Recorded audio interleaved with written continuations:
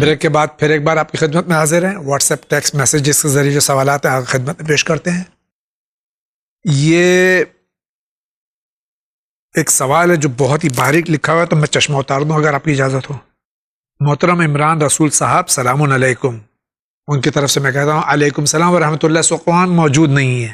آپ کے one channel پر مجتہدین کرام سے میرے 2 سوال ہیں. دوسری بات یہ کہ ہمارے چینل پر الحمدللہ علماء کرام تشریف لاتے ہیں. یہ ہماری بدقسمتی ہے کہ اب تک مجتہدین کرام ہمارے چینل پہ نہیں آئے. اب دعا کیجئے کہ جلد سے جلد ایسا ہو کہ مجتہدین کرام ہمارے چینل پر تشریف لائیں، یا ہم ان کی خدمت میں جائیں اور چینل سے آپ تک ان کا پیغام نشر کریں. پلیز اپنا جواب قرآنک آیت سے اور حدیث ائمہ طاہرین علیہ الصلوۃ والسلام کے ریفرنس سے مجھے ای میل کر دیں. ای میل کے ذریعے ہم جواب نہیں دیتے، آپ کو یہیں جواب دیا جا رہا ہے. میں بے حد مشکور ہوں گا. جزاک اللہ خیرہ. میرا سوال ہے، اگر دادا کی حیات میں باپ کا انتقال ہو جائے تو کیا اس کی اولاد یعنی پوتا پوتی دادا کی میراث جائیداد میں اپنے حق سے محروم ہو جاتی ہے؟ مسئلہ حجب پر کون سی، یہ انگلش میں چونکہ لکھا ہوا ہے، حجب پر کون سی آیہ قرآن موجود ہے جب یہ یتیم کڈز کی کفالت کا کوئی سہارا بھی نہیں ہے، کوئی ریلیٹو بھی نہیں ہے، کیا کریں؟ اس کا میں آغا، چونکہ آپ پہلی بار تشریف لائے، کئی بار جواب اور خود مرحوم حجت الاسلام آغا احسان جوادی صاحب اعلی مقام نے جواب دیا ہے کہ محجوب کا جو معاملہ ہے مفصل جواب دیا جا چکا ہے. اور اس میں انہوں نے جواب میں آپ کے خدمت میں پیش کر دوں کہ انہوں نے یہ فرمایا تھا کہ جو وراثت ہے وہ ایک موضوع ہے، اور کسی یتیم کی مدد کرنا ایک الگ موضوع ہے. تو دادا یا چچا جو ہے وہ اس محجوب کی اگر مدد اپنے مال سے کر رہا ہے، وہ اس سے بہتر ہے کہ جو وراثت کا معاملہ ہوتا ہے. اب یہ آپ بیان فرمائیں، کیا فرماتے ہیں آپ؟ بالکل ایسا ہی ہے. اگر دادا زندہ ہے اور بیٹا یا باپ جو ہے دنیا سے چلا جاتا ہے، تو جو اس کی جو آل اولاد ہے، جسے بچے کہا جائے یا پوتا پوتی کہا جائے، جو گرینڈ چلڈرن ہیں، ارث ان تک نہیں پہنچتا ہے. اس کی وجہ ہے کیونکہ وارث وہ ہوتا ہے جو ڈائریکٹلی کسی سے لے. جی. جب تک کہ ابا کے بھائی بہن زندہ ہیں، یعنی دادا کے دیگر بچے زندہ ہیں، جی، تو صحیح معنوں میں وارث وہ ہیں. جی، کیونکہ وہ ہر آدمی اپنے باپ سے ارث لیتا ہے. جی. جس طریقے سے جب یہ بچے یتیم ہوئے تو یقیناً انہوں نے اپنے باپ سے ارث لی ہوگی، جی، جو آج پوتا پوتی ہیں اور ڈائریکٹ کنیکٹڈ تھے اپنے ابا سے. اگر باقی بھائی بہن بھی، ابا کے بھائی بہن یعنی چچا پھوپھیا، یا اگر والدہ ہے تو ماموں اور خالہ، یہ باقی لوگ بھی دنیا سے چلے جاتے ہیں اور دادا یا نانا یہ رہ جاتے ہیں، تو اس کے بعد دوسرے مرحلے میں گرینڈ چلڈرنز کا نمبر آتا ہے. جی. پھر اب ارث چونکہ پہلے لیول پہ جو لوگ تھے وہ ختم ہو گئے ہیں درمیان سے، تو اب نمبر سیکنڈ لیول کا آتا ہے. تو اگر ان لوگوں میں سے کوئی بھی نہیں بچا ہے، چچا بھی رخصت ہو گئے، پھوپھی بھی دنیا سے جا چکی ہیں، تو اب ان کے بچوں میں پھر تقسیم ہوگی. اگر بیٹے کے بیٹا ہے یا بیٹی ہے تو جو حصہ بیٹے کو ملنا چاہیے تھا اس حساب سے ملے گی. اگر بیٹی کا کے آل اولاد ہے تو اس حساب سے ملے گی. جی. چاہے وہ بیٹی کا اگر بیٹا ہو جی. تو اسے آدھا حصہ، یعنی جتنا ماں کو بیٹی کو ملتا ہے اتنا ملے گا. اور اگر بیٹے کے بیٹی ہے، جی، یعنی پوتی ہے، تو اس کو 2 برابر اس کے، کیونکہ یہ بیٹے کی اولاد ہے، اس کو بیٹے کی ارث ملے گی. اس وجہ سے یہ سسٹم ہے. جی. قرآن میں اس کے بارے میں آیات بھی ہیں. جی. اور یہ اس کا مفصل آپ توضیح مسائل میں بار بار اس کے کہہ رہا ہوں کہ انڈیپینڈنٹ ہونا سیکھیں. جی. اور آج کے زمانے میں انگلش میں بھی موجود ہے، آپ اسلامک لاز کے نام سے اپلیکیشن بھی موجود ہے آغا سستانی کا. اگر آپ دیکھنا چاہیں تو چاہے اینڈرائڈ پہ دیکھنا چاہیں تو پلے اسٹور میں دیکھ سکتے ہیں، یا تو آپ جو آئی فون کے یوزر ہیں وہ جا کے اس میں بھی دیکھ سکتے ہیں.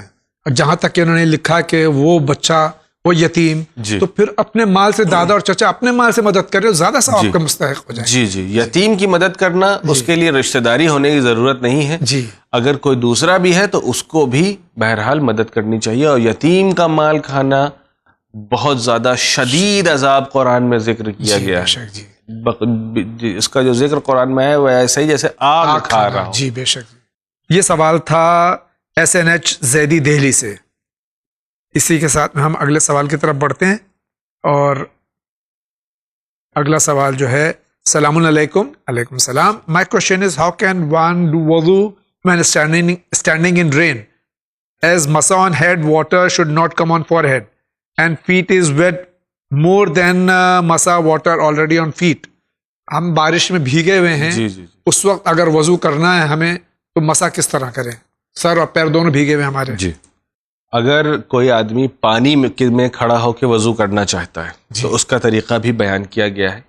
اس کا طریقہ یہ ہے کہ وہ خود پہلے تو اسے سائے میں جانا پڑے گا, جی, اور پانی اپنا چہرہ اگر پانی میں لے کر آتا ہے آسمان سے برستے ہوئے پانی میں, جی, اور وہ نیت کرتا ہے کہ میں پانی سے وضو کرتا ہوں, تو وہ اوپر سے نیچے چونکہ پانی آ ہی رہا ہے تو اس کو اس حساب سے وضو کرنے میں کوئی مسئلہ نہیں ہے. صرف مسئلہ جو ہے وہ مس میں ہے. جی, مس کرنے کے لیے آپ کا بال سر اتنا کم از کم سوکھا ہونا چاہیے کہ آپ کے ہاتھ کی رطوبت آپ کے سر میں پائی جانے والی یا آپ کے پیر پہ جو ویٹنس ہے جی, اس سے زیادہ ہو. جی. اگر اس سے زیادہ ہے تو آپ مسا کر سکتے ہیں, کوئی اس میں حرج نہیں ہے. بہت شکریہ. السلام علیکم. علیکم السلام. I'm Asma Ali. Want to know Habil Qabil were married to whom? یہ بار بار آتا ہے سوال کہ حضرت آدم علیہ السلام کی نسل آگے کیسے بڑھی. اب وہ بات ٹک جاتی ہے صرف حابیل اور قابیل پر, جی, اور اولاد کی طرف ذہن بھی نہیں جاتا ہے. جی. تو یہ پوچھنے کہ حابیل اور قابیل کی شادی کس سے ہوئی تھی, جی, یا شادی ہوئی بھی تھی یا نہیں ہوئی تھی؟ جی. اس میں 3 طریقے کے نظریے پائے جاتے ہیں. جی. ایک نظریہ یہ ہے کہ ان کی شادی فرشتوں سے کی گئی, 2 فرشتے بھیجے گئے, ان کے ذریعے سے ان کی نسل آگے بڑھی. ایک نظریہ یہ ہے کہ دونوں ہی ٹوئنز تھے, جی, یعنی ایک بھائی ایک بہن, ایک بھائی ایک بہن. یہ ایک تھا کہ یہ دونوں آپس میں, ان دونوں کی آپس میں, یعنی جو حابیل کے ساتھ جو بہن پیدا ہوئی اس کی شادی قابیل سے, اور جو قابیل کے ساتھ پیدا ہوئی اس کی شادی حابیل جبکہ ہمارے علماء اس کو منع کرتے ہیں. جی, جی, یہ اسرائیلیات کی جی, روایت ہے. جی. اور تیسرا یہ کہ ایک چونکہ جناب آدم سے پہلے آج کے زمانے میں جو آرکیولوجسٹ ہیں وہ جب ریسرچ کرتے ہیں تو ملتا ہے کہ 1 ملین سال پرانے لوگ کے اسکیلیٹنز ملتے ہیں. جی. تو یہ کہا جاتا ہے کہ جناب آدم پہلے فرد تھے جن کی عقل کامل ہوئی تھی. جی. عقل کامل والے انسان پہلے تھے جناب آدم. جی. تو ان سے پہلے کی جو قوم پائی جاتی تھی اس میں سے کسی سے کے ساتھ شادی کی گئی.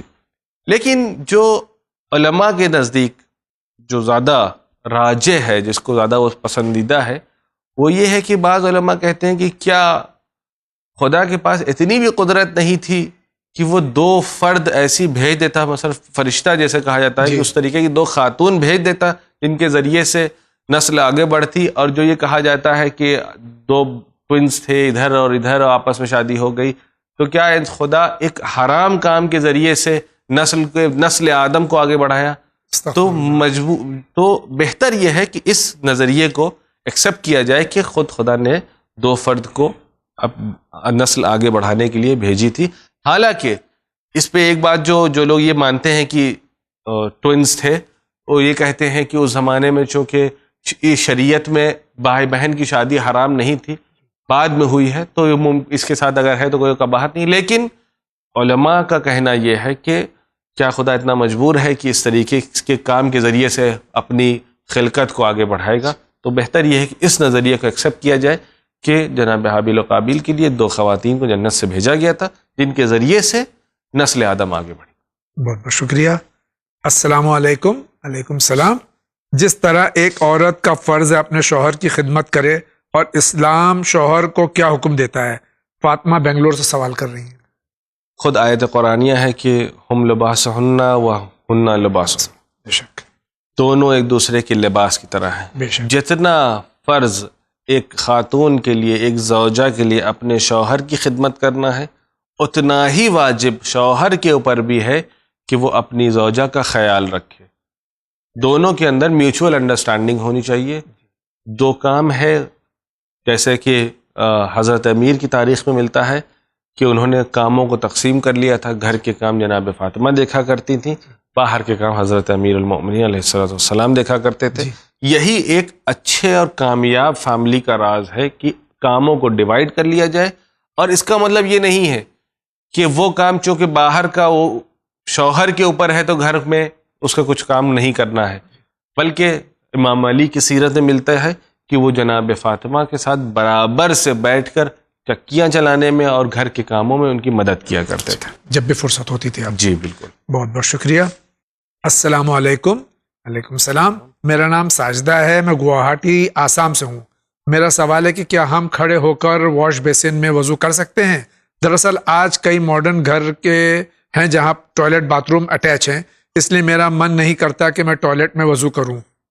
دیکھیے, جہاں تک اجازت کی بات ہے تو وہاں ہمارا اور آپ کا من کی کوئی سنی نہیں جاتی. جی, اہمیت نہیں ہے. جی, ہمارا من کیا کر رہا ہے اس سے اسلام سے کوئی تعلق نہیں ہے. جی, اسلام کا حکم یہ ہے کہ جہاں اگر آپ جس پانی کو استعمال کر رہی ہیں وہ پاک و پاکیزہ و طاہر ہے, آپ اس سے وضو کر سکتے ہیں. جی, کہاں کر رہے ہیں اس سے کوئی فرق نہیں پڑتا, کیونکہ آپ کا وضو اس پانی سے ہو رہا ہے. جی, آپ ظاہر سی بات ہے کہ انسان اگر ٹوائلٹ اس کا یا باتھ روم اس کا نہایت ہی چھوٹا ہے اور واش بیسن اور وہ جو ٹوائلٹ کی سیٹ ہے بہت نزدیک ہے, تو آدمی کو ایک کراہت آتی ہے. تو اگر کوشش, اگر ان کے گھر میں یہ پاسبلٹی پائی جاتی ہے کہ دوسری جگہ پر کچن میں جا کر اگر آپ وضو کرنا چاہیں تو آپ وہاں جا کے کریں, کوئی ضروری نہیں ہے کہ وہاں کریں. اگر وہاں بھی کر رہی ہیں تو آپ کا وضو بہرحال درست ہے.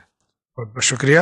میں مولانا صاحب سے یہ پوچھنا چاہتی ہوں کہ شوہر کی سیلری پہ اس کی بیوی کا کتنا حق ہوتا ہے؟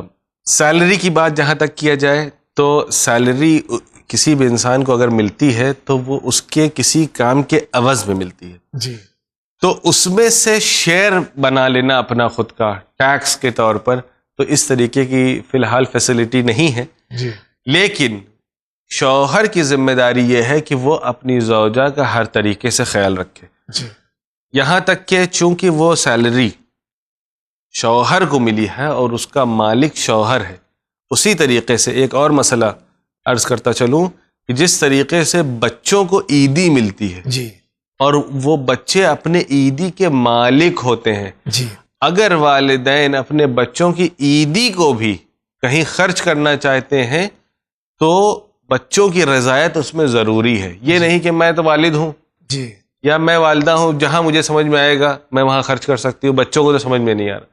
بچوں کو صحیح ہے کہ سمجھ میں نہیں آ رہا, ہو سکتا ہے کہ بچہ ابھی گود میں ہو, جی, ابھی بولنے کی تمیز نہ ہو, سمجھنے کی تمیز نہ ہو, لیکن یہ مال کا اصل مالک وہ ہے. آپ کے پاس صرف ولایت پائی جاتی ہے, آپ کے پاس اس کے جو آپ چونکہ اس کے گارجن ہیں تو جو گارجن شپ آپ کے پاس پائی جاتی ہے, اس کے بنا پہ آپ اس کے لیے اس کے حق میں جو چیز بہتر ہے وہاں پر آپ خرچ کر سکتے ہیں. بس.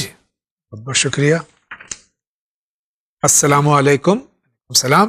میری امی 3 بہنیں اور ان کا کوئی بھائی نہیں ہے, تو ان کے ماں باپ کی زمین جائیداد کا تینوں کو ملنا چاہیے یا صرف ایک کو ہی؟ اور میرا نانا نانی اپنی ایک بیٹی کو اپنے گھر میں رکھے ہوئے تھے, وہ اس کو ہی سب دینا چاہتے ہیں, لیکن بیٹی یا 2 تینوں کو برابر ملنا چاہیے. کیا شریعت میں ایسا ہے؟ میں دہلی سے ہوں, میرا نام روشنی مرزا ہے. دیکھیے, اگر نانا نانی زندہ ہیں جی, اور اگر اپنی زندگی میں کوئی چیز دے رہے ہیں جی, تو یہ ان کے پاس پورا اختیار ہے کہ وہ کسے کیا دے رہے ہیں. جی, لیکن اگر یہ وصیت کر کے جاتے ہیں کہ میرے مر جانے کے بعد یہ سارا جتنی بھی جائیداد ہے یہ فلاں کو چلی جائے, تو اس یہ وصیت قابل اعمال نہیں ہے, اس پر عمل نہیں ہو سکتا. جی, کیونکہ مرنے والے کو صرف 1/3 کی اجازت ہے بے شک کہ وہ اس کی وصیت کر سکے. وہ بھی اس کام میں معمولاً وصیت ہوتی ہے کہ اگر اس نے حج انجام نہیں دیا ہے, کوئی واجب امور نہیں انجام دی ہے, اگر اس کی قضا نمازیں ہیں, قضا روزے ہیں, تو وہ کار خیر میں جس کا ثواب اس کو پہنچے اس حد تک اس کو میراث میں اس طریقے کے وصیت کرنے کی اجازت ہے. لیکن اگر زندگی میں دے رہا ہے تو وہ پوری دولت اگر اٹھا کے دے دیں تو کوئی روک نہیں سکتا ہے, کیونکہ وہ اختیار رکھتے ہیں, وہ دے سکتے ہیں. لیکن اگر مر جانے کے بعد تینوں بہنوں میں برابر سے تقسیم ہوگا. بہت بہت شکریہ. میرا یہ کویشچن ہے کہ کیا ہم زکوٰۃ کے پیسے سے کسی ضرورت مند کو زیارت پہ بھیج سکتے ہیں؟ دیکھیے، زکوٰۃ کے لیے اور دیگر جو صدقے ہوتے ہیں اس کے لیے دیکھنا یہ پڑے گا کہ جس کو زیارت پہ بھیج رہے ہیں جی کیا وہ مستحق زکوٰۃ ہے یا نہیں. جی اگر وہ مستحق زکوٰۃ ہے اور آپ اس کو پیسہ دے رہے ہیں کہ وہ زیارت پہ چلا جائے تو اس میں کوئی حرج نہیں ہے. لیکن یہ کہ مستحق نہیں ہے لیکن وہ زیارت پہ جانا چاہ رہا ہے، کوئی جاننے والا ہے تو میں زکوٰۃ کے پیسے سے ایک نیک عمل انجام دلوا دوں، تو یہ ممکن نہیں. مستحق ہونا اس کی شرط. بہت بہت شکریہ. السلام علیکم. وعلیکم السلام. میں کولکتہ سے بول رہی ہوں. میرا نام خدیجہ خاتون ہے. میرا ایک سوال ہے کہ 3 مہینے بعد میری شادی ہے اور میں بہت پریشان ہوں. میں اس گھر کو کیسے سنبھالوں گی؟ مجھے کوئی دعا بتا دیجیے. گھر سنبھالنے کے لیے دعا کام آنے والی نہیں ہے. جی بہرحال آپ کو دعا یہ کرنی چاہیے کہ جس گھر میں آپ کی شادی ہو رہی ہے وہ نیک اور صالح لوگ ہوں. جی اور سب سے اہم چیز جس کی ضرورت آپ کو پڑے گی وہ ہے اخلاق. جی بے شک. کہ اگر آپ کا اخلاق اچھا ہوگا تو آپ نئے ماحول میں بہرحال ایڈجسٹ ہو جائیں گے. جی اور جس طریقے کا آپ کا اخلاق ہوگا اور جس طریقے سے آپ وہاں کے لوگوں کے ساتھ آپ کا برتاؤ ہوگا، یہ چیز میوچول ہوتی ہے، ریسیپروکل ہوتی ہے. جیسا اخلاق اور جیسا آپ رویہ دوسروں کے ساتھ رکھیں گی ویسا ہی آپ کے ساتھ بھی عمل ہوگا. بے شک. اور اگر نہیں بھی ہوتا ہے خدا نخواستہ تو آپ اپنا اخلاق، حسن اخلاق، بہترین اخلاق پیش کرتی رہیے. انشاءاللہ کچھ مدت کے بعد بہرحال آپ کے اخلاق آپ کو جواب دے گا اور انشاءاللہ ایک نیک اور بہتر نتیجہ آپ کو حاصل ہو. بہت بہت شکریہ. السلام علیکم. وعلیکم السلام. میں وسیم خان جھارکھنڈ سے. جی میرا سوال ہے کہ قربانی عید نماز سے پہلے کر سکتے ہیں یا نہیں؟ نماز صبح سے غالباً ان کی مراد ہے. نماز صبح کے بعد جی شاید ان کی مراد نماز عید ہے. کی. جی جی ہو سکتا ہے. جی جی نماز عید کی دیکھیے صبح ہونے کے بعد، فجر کے بعد آپ، کیونکہ یہ ایک مستحب عمل ہے، واجب جو ہے وہ اہل مکہ کے لیے، جی. اہل مکہ میں جو منی میں جو لوگ موجود ہیں ان کے لیے ہے کہ جب وہ کنکڑی مار کر آتے ہیں واپس تو کنکڑی مارنے کے بعد ان کے اوپر واجب ہوتا ہے. جی اور ان کے یہاں کنکڑی مارنے کا وقت جو ہے وہ طلوع آفتاب کے بعد ہوتا ہے. تو جیسے ہی طلوع آفتاب ہو جائے اس کے بعد آپ قربانی کر سکتے ہیں. چاہے آپ نماز بعد میں جا کے پڑھ لیں، چاہے آپ نماز پہلے پڑھنے کے بعد قربانی کریں، اس میں کوئی مسئلہ نہیں. السلام علیکم. وعلیکم السلام. میرا سوال ہے کہ میں نے نماز میں اللہ کو گواہ بنا کر ایک قسم کھائی تھی مگر کسی وجہ سے وہ ٹوٹ گئی، تو کفارہ کیا ہے؟ قسم کھانے کے بعد اگر اس پر عمل نہ کرے تو مراجع نے اس کے مختلف کفارے بیان کیے ہیں. اس میں سے ایک کفارہ یہ ہے کہ 60 لوگوں کو کھانا کھلائے، یا ایک غلام کو آزاد کرے، یا 60 روز روزہ رکھے. جی جس طریقے سے ایک روزہ توڑنے کا جو کفارہ ہے جی. وہی کفارہ قسم توڑنے کا بھی ہے. السلام علیکم. وعلیکم السلام. مولانا صاحب اور جاوید انکل، 14 معصومین کے صدقے میں سلامت آپ سب رہیں، آپ تمام بھی سلامت رہیں. آپ سے میرا سوال ہے کہ کیا زائر امام حسین علیہ الصلوۃ والسلام سے امام زمانہ ملاقات کرتے ہیں؟ ظاہر کی اس میں کوئی شرط نہیں ہے. مولا جس کو اس لائق سمجھتے ہیں اس سے ملاقات کرتے ہیں، اور کوئی ضروری نہیں ہے کہ وہ ظاہر کربلا میں یا نجف میں یا دیگر جگہ پر ہو، بلکہ جہاں پر بھی اگر ہم مولا کو سچے دل سے یاد کریں گے، ہماری ضرورت ہوگی تو یقیناً ان کی پردہ غیب سے کسی نہ کسی طریقے سے ہم تک ان کی مدد ضرور پہنچ جائے گی. بے شک. میرا دوسرا سوال یہ ہے کہ ظاہر مولا حسین علیہ الصلوۃ والسلام اگر کوئی گناہ ہو جائے اس سے پچھتاتا بھی ہے تو کیا اس گناہ کی معافی ہو جائے گی اور زیارت کا ثواب باقی رہے گا یا نہیں؟ گناہ کی معافی کے لیے خود حضور صلی اللہ علیہ وسلم فرماتے ہیں کہ اگر کسی کا گناہ کوہ ابو قبیس سے زیادہ بڑا ہو. جی. کوہ ابو قبیس مکے کا ایک بہت بڑا پہاڑ تھا. پہاڑ تھا، اگر اس سے زیادہ بڑا ہو تو بہرحال وہ پہاڑ جتنا بھی بڑا ہے لیکن وہ رحمت الہی کے سامنے بہت چھوٹا ہے. جی بے شک. اگر انسان سچے دل سے گناہ کا توبہ کرتا ہے، معافی مانگتا ہے اور یہ عہد کرتا ہے کہ یہ دوبارہ اس گناہ کو نہ کرے گا تو انشاءاللہ پروردگار اس کو بخش بھی دے گا. اور کوشش کرنا چاہیے کہ اگر کوئی زائر حسینی ہے اور زیارت کر چکا ہے تو وہ گناہوں میں ملوث نہ ہو، تاکہ اس کے گناہ یعنی اس کے لیے گناہ نہ لکھے جا سکے اور جو ثواب ہے زیارت کا وہ باقی رہے. شکریہ. سوال تیسرا یہ ہے کہ آخرت کو بہتر بنانے کے لیے کون سا عمل کرنا چاہیے؟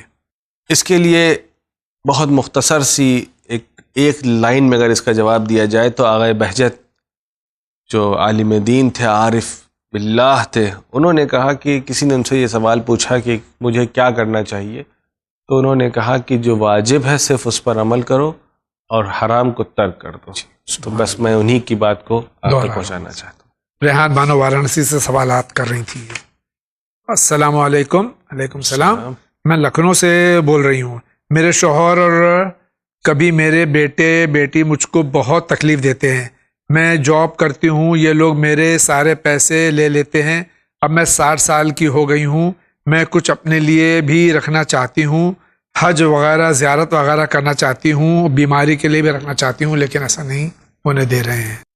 بہرحال اگر آپ کی اجازت نہیں ہے، جیسا کہ پچھلے مسئلے میں بھی یہ بیان ہوا کہ جب تک صاحب مال کی اجازت نہ ہو تو اس کے اوپر کوئی بھی مال اگر کوئی قبضہ کرتا ہے، چاہے وہ شوہر ہی کیوں نہ ہو، چاہے وہ فرزند یا بیٹا یا بیٹی ہی کیوں نہ ہو، اگر اس پر وہ تصرف کرتا ہے، لیتا ہے، اس کو یوز کرتا ہے، اس کی اجازت اس کو قطعی نہیں ہے اور یہ مال غصبی ہے. جی. وہ بظاہر تو اپنی دنیا کے حاجات کو پورا کر لے رہے ہیں لیکن وہ اپنے لیے آخرت میں ایک عذاب کا ذخیرہ جمع کر رہے ہیں. جی. کوشش یہ کریں کہ آپ ان کو اس مسئلے کو بتائیں اور اپنے جو آپ کی حقوق ہے، جو آپ کی سیلری ہے، اس کو جمع کر سکتی ہیں تو آپ اس کو جمع کریں، باقی رکھیں. دینے کی ضرورت نہیں ہے کیونکہ آپ سیلری جو ہے آپ کے کسی کام کے عوض میں دیا جا رہا ہے. جیسا کہ میں نے عرض کیا، جب کسی کام کے عوض میں دیا جا رہا ہے تو اس کے حقیقی مالک آپ خود ہیں. آپ سے اگر کوئی چھین رہا ہے تو یہ مال غصبی ہے اور پروردگار جو ہے غاصبین کے لیے ایک بہت ہی شدید عذاب مقرر کیا ہے. بہت بہت شکریہ. السلام علیکم. علیکم السلام. چینل کا بہت بہت شکر گزار ہوں. اللہ آپ سب کو نیک کام کرنے کی مزید توفیق عطا فرمائے. الہی آمین. اس طرح کے چینل بہت ہی فائدہ مند اور ضروری ہیں، خاص کر اس دور میں. آپ سب کو اللہ سلامت رکھے، آپ تمام کو بھی اللہ سلامت رکھے. قبلہ میرا ایک کوشچن ہے کہ قضا کی نماز میں اذان پڑھنا کیا ضروری ہے؟ واجب نماز میں بھی اذان پڑھنا مستحب ہے. جی. تو اگر قضا نماز پڑھ رہے ہیں تو اگر آپ اس میں اذان دینا چاہیں تو بے شک اذان دے سکتے ہیں، کوئی اس میں کوئی مسئلہ نہیں. ایک طویل سوال آپ کی خدمت میں پیش کر دیں. I am advocated girl and have a question.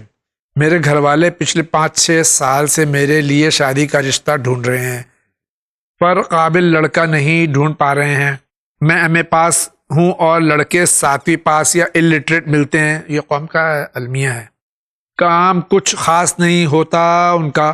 اگر میں ان باتوں کو برداشت کر کے شادی کے لیے تیار بھی ہونا چاہوں تو جہیز کی ڈیمانڈ ان کے پہلے تیار رہتی ہے. میرے سامنے مجھے چھوٹی لڑکیوں کو اچھے رشتے مل جاتے ہیں. یعنی یہ پورا ان کا ایک ہماری قوم کا ایک المیہ ہے کہ لڑکیاں ہماری قوم میں زیادہ پڑھی لکھی ہیں، لڑکے اس حساب سے جو میرا تجربہ ہے کم پڑھے لکھے ہیں، اور ایسی تکلیفیں ایسے گھرانوں میں آ رہی ہیں. اس سلسلے میں کیا کرنا چاہیے؟ بہرحال بارگاہ الہی میں دعا کرنی چاہیے کہ کوئی ایک مناسب رشتہ آپ کے لیے مل جائے آپ کو. دوسری بات، یہاں تک کہ جہیز کی ڈیمانڈ ہے تو اسلامی طور پر اور شریعت کی نگاہ میں بھی ایک خاص چیز معین کی گئی ہے کہ جہیز کتنا ہونا چاہیے. جہیز کو جتنا مہر رکھا جاتا ہے اس کی 1/5 تک کی اجازت ہے کہ اتنا جہیز ہونا چاہیے. تو اگر کوئی ڈیمانڈ کر رہا ہے تو نہ شریعت کی نگاہ میں نہ کانسٹیٹیوشن کی نگاہ میں، دونوں ہی نگاہ میں یہ ایک غیر قانونی عمل ہے. اور رہی بات یہ کہ آج کے زمانے میں پڑھے لکھے لڑکے نہیں مل رہے ہیں تو ظاہر سی بات ہے کہ لڑکوں کا مسئلہ یہ ہے کہ وہ جلدی سے جاب کرنے کے پیچھے بھاگ رہے ہیں. جی اگر کوئی جلدی اگر اس کو کسی کو HSC کرنے کے بعد یا انٹر کرنے کے بعد جاب مل جاتی ہے تو فوراً وہ جاب میں لگ جاتا ہے, یا کوئی گریجویشن کے بعد اگر جاب مل جاتی ہے تو فوراً وہ جاب میں لگ جاتا ہے. تو بہت زیادہ پڑھے لکھے وہ بہت ہی المیہ ہے ہماری قوم کا کہ پڑھائی کی طرف رجحان اتنا نہیں ہے جتنا ہونا چاہیے. جی. کہ ہماری قوم پڑھی لکھی ہونی چاہیے, ہماری قوم کا شمار ایک پڑھی لکھی قوم میں ہونا چاہیے. ہم زیادہ تر کارپوریٹ ورلڈ کی طرف جلدی چلے جاتے ہیں اور ہم سیلز میں یا چھوٹی موٹی نوکری 20 25 30 50 ہزار کے چکر میں کہ ہمیں یہ مل رہی ہے فی الحال اس کو لے لیں, اس کی طرف چلے جاتے ہیں اور ایجوکیشن کی طرف سے ہٹ جاتا ہے ہمارا ذہن. تو بہرحال اور خواتین کے پاس یہ زیادہ موقع فراہم ہوتا ہے تو وہ زیادہ ویل ایجوکیٹڈ ہوتی ہیں, زیادہ پڑھی لکھی ہوتی ہیں. تو بہرحال میں یہ کہنا چاہوں گا کہ ایڈجسٹمنٹ بہت ضروری ہے. کہ آپ اگر آپ کو ایک مناسب رشتہ مل رہا ہے, ہو سکتا ہے کہ وہ آپ سے چند درجہ کم پڑھا ہو, لیکن اگر ایک اچھی فیملی سے بلانگ کرتا ہے, اس کے پاس ایک اسٹیبل جاب ہے, تو آپ ایجوکیشن کی بیس پہ اس کو ریجیکٹ نہ کریں, بلکہ آپ اس کے ساتھ دیکھیں کہ باقی چیزیں اگر اس کی ٹھیک ہے, بہتر ہے, تو آپ اسے شادی کر لیں. بہت بہت شکریہ. السلام علیکم. وعلیکم السلام. میرا سوال یہ کہ کچھ سجدگاہ جو کہ کربلا گئے ہوئے لوگوں نے لا کے مجھے دی ہے, اس پہ کربلا کے روضہ بنا ہوا ہے, کچھ نہ کچھ لکھا ہوا بھی ہوتا ہے, تو کیا اس پہ سجدہ جائز ہے؟ جی, اس پر سجدہ جائز ہے, لیکن بہتر یہ ہے کہ اس کے پشت پر سجدہ کیا جائے, کیونکہ اس سے بدگمانیاں پیدا ہو سکتی ہیں کہ لوگ یہ کہیں گے کہ اس نام پر آپ سجدہ کر رہے ہیں اور اس چیز پر آپ سجدہ کرتے ہیں. تو بہتر یہ ہے کہ آپ پشت سجدگاہ پر سجدہ کریں. بہت بہت شکریہ. السلام علیکم. السلام. Can I watch one channel in Gulf? I mean any Gulf satellite. I work in Qatar. ہاں بالکل, آپ دیکھ سکتے ہیں وہاں پر. یو کین واچ آن اور ویب سائٹ, اور بہت سے ایپس ہیں جو ابھی آ رہے ہیں آپ کے سامنے, آپ کسی پہ بھی آپ وہاں دیکھ سکتے ہیں. السلام علیکم. وعلیکم السلام. جی میں پچھلے 5 مہینے سے جاب سرچ کر رہا ہوں, پر کوئی کال نہیں آ رہا ہے انٹرویو کے لیے, بلکہ جہاں بھی جاتا ہوں سب ختم ہو جاتا ہے. میری جاب اچھی خاصی چل رہی تھی ماشاءاللہ, پر ایک دم وہاں سے بھی سب ختم ہو گیا. لہٰذا کوئی ایسی دعا بتا دی جس سے کہ میری جاب مل جائے مجھے. کوئی خاص دعا نہیں, بس پروردگار کے بارگاہ میں خود دعا مانگیں کہ ان کو ایک بہتر سے بہتر جاب ملے, اور صبر کریں. ہو سکتا ہے کہ یہ آپ کا امتحان کا دور ہو, کوئی ایک بہت بہتر چیز آپ کے لیے منتظر ہو, آپ کا انتظار کر رہی ہو. کہ قرآن کی بھی آیت ہے کہ ان مع العسر یسرا, کہ سختی کے ساتھ آسائش بھی ہوتی ہے, اور رزق پروردگار کے ہاتھ میں ہے. انشاءاللہ آپ کو آپ کی قابلیت کے حساب سے ایک بہتر جاب ضرور ملے گی. بہت بہت شکریہ. السلام علیکم. وعلیکم السلام. اور میرا سوال ہے کہ پسند کی شادی کرنا کیا گناہ ہے؟ میں نے اپنے پیرنٹس سے کہا تو وہ نہیں مان رہے ہیں, کہہ رہے ہیں کہ ان کی مرضی سے ہی شادی کرنا ہے. میرے بھی تو کوئی حق ہے اپنی زندگی پر؟ جزاک اللہ. بہرحال پسند کی شادی کرنا گناہ تو نہیں ہے, لیکن ڈپینڈ یہ کرتا ہے کہ آپ پسند کی کو کس چیز کو آپ پسند کہہ رہے ہیں, کہ آپ کسی کے ساتھ کس طریقے کے آپ کے ریلیشن ہیں. اگر آپ جسے آج کے زمانے میں ریلیشن شپ کہا جاتا ہے کہ ہاں وی آر ان ریلیشن شپ, تو یہ ہے, تو یہ اسلامی نگاہ, اسلام کی نگاہ میں, شریعت کی نگاہ میں اصلا قابل قبول نہیں ہے. اگر آپ کسی کو پسند کرتے ہیں اس کی خصلت اور اس کی صفات کی بنا پر, آپ کے کوئی جاننے والے ہیں اور کسی سے آپ نے سنا ہے کہ اس کے اندر یہ کوالٹیز پائی جاتی ہے, تو اس میں کوئی قباحت نہیں ہے. تیسری بات یہ کہ والدین کی رضایت بہرحال ضروری ہے, لیکن آپ چونکہ آپ کا بھی, کیونکہ یہ مسئلہ آپ کا پرسنل ہے اور آپ کی زندگی کا مسئلہ ہے, لہٰذا آپ کا راضی ہونا پہلے مرحلے میں سب سے زیادہ امپورٹنٹ ہے. کہ اگر آپ کی شادی ہے تو پہلی بات یہ کہ آپ خود اس کے لیے تیار ہوں. کسی بھی طریقے کے پریشر میں آ کر اگر آپ شادی کر لیتے ہیں تو وہ ممکن ہے کہ آپ پھر اس پریشر کو کوپ اپ نہ کر پائیں, اور آپ کے لیے بعد میں ڈیفیکلٹیز پیدا ہو. ظاہر سی بات ہے, مس انڈرسٹینڈنگ ہوگی, آپ نہیں سمجھتے ہیں, وہ نہیں سمجھتے ہیں, یا آپ کیونکہ آپ پہلے سے ہی آمادہ نہیں تھے تو آپ ایموشنلی اور سائیکولوجیکلی آپ تیار نہیں ہیں اس چیز کے لیے, ایک ریلیشن شپ شروع کرنے کے لیے ایک خاص فرد کے ساتھ. تو بہت ساری کمپلیکیشنز ہیں. اس سے بہتر یہ کہ آپ پہلے اس مسئلے کو اپنی فیملی میں ڈسکس کر کے سالو کر لیں، اس کے بعد اس پر اقدام کریں اور عمل کریں۔ انشاءاللہ، بہت بہت شکریہ۔ ناظرین کرام، اسی کے ساتھ آج کے اس ایپیسوڈ کا وقت ختم ہوا چاہتا ہے، لیکن اس سے قبل کہ میں رخصت لوں، ایک عید الاضحیٰ ابھی گزری ہے، لیکن عید اکبر باقی ہے۔ عید اکبر جو عظیم ترین اسلامی عید ہے، یعنی عید غدیر، اس کی تیاری ہمیں ظاہری طور سے بھی باطنی طور سے بھی کرنی ہے۔ ہمیں اپنے آپ کو غدیری بنانا ہے اور ہر طرح سے غدیر کا پیغام پوری دنیا تک پہنچانا ہے۔ جتنی ہماری کوشش ہو سکے اچھے انداز میں ہم اپنے پڑوس میں، اپنے دوستوں میں، اپنے اعز و اقربا میں، غیروں میں غدیر کے پیغام کو پہنچائیں، کیونکہ یہ وہ پیغام ہے کہ جس کے لیے سخت تاکید کی گئی ہے۔ میں حجت الاسلام جناب مولانا کا بہت بہت شکر گزار ہوں کہ تشریف لائے، میری اس نحیف سے آواز پہ لبیک کہتے ہوئے۔ انشاءاللہ آئندہ بھی یہاں تشریف لائیں گے اور اسی طرح سوالات کے جوابات دیں گے۔ آج آپ کا بہت بہت شکریہ۔ بہت شکریہ آپ کا بھی۔ آج کا پہلا انعام جا رہا ہے کہ اللہ نے سب سے پہلے ابراہیم خلیل اللہ کو امامت دی، تو آج جو ہمارے 12 امام ہیں ان میں ابراہیم نبی علیہ السلام کا نام امامت میں کیوں نہیں آتا؟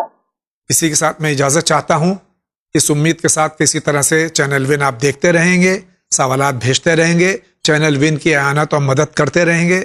وآخر دعوانا ان الحمدللہ رب العالمین۔